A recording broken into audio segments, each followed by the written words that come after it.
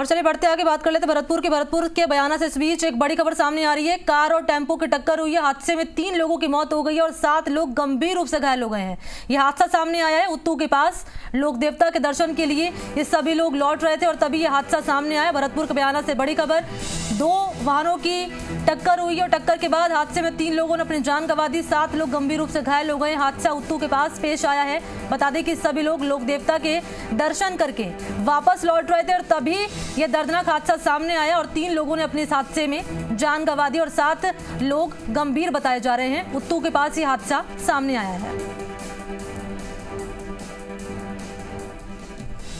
तो तस्वीर आपको दिखा रहे टीवी स्क्रीन पर। 7 लोग गंभीर रूप से घायल हो गए जिनको अस्पताल में भर्ती करा दिया गया है। 2 वाहनों की भीषण टक्कर के बाद दर्दनाक हादसा पेश आया। उत्तू के पास यह हादसा पेश आया है और सभी लोग देवता के दर्शन करके वापस लौट रहे थे। तभी 2 वाहनों की जबरदस्त भिड़ंत के बाद 3 लोगों ने अपनी जान गंवा दी और 7 लोग गंभीर रूप से घायल हो गए हैं।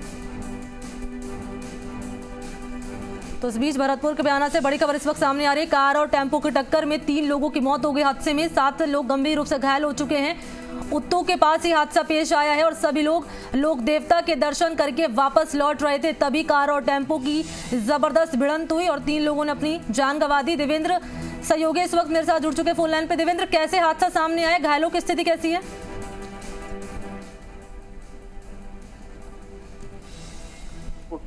ट्रक और कार की टक्कर की वजह से हुआ और टक्कर के चलते जो टेम्पो में जो सवार लोग थे उनमें 3 लोगों की मौके पर मौत हो गई, 7 लोग घायल हो गए। सभी लोग बयाना से अपने लोक देवता के दर्शन करके लौट रहे थे और उस वक्त ये सुबह तड़के 4 बजे की घटना बताई जा रही है। जी चलिए, शुक्रिया आपका देवेंद्र तमाम जानकारी इस खबर पर देने के लिए। तो सुबह 4 बजे की घटना बताई जा रही है, तभी ये हादसा पेश आया और 3 लोगों ने अपनी जान गंवा दी। 7 लोग गंभीर रूप से घायल हो गए हैं।